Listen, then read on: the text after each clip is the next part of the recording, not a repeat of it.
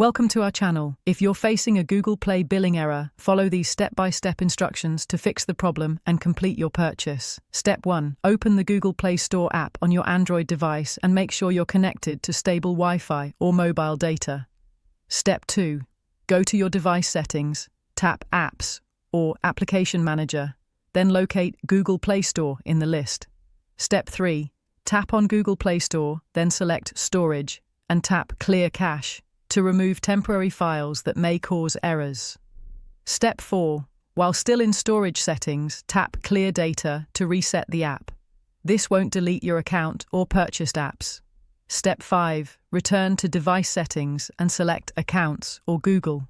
Tap on your Google account to view sync settings. Step 6. Remove your Google account by tapping the menu icon and selecting Remove Account. Then add it back by tapping Add Account.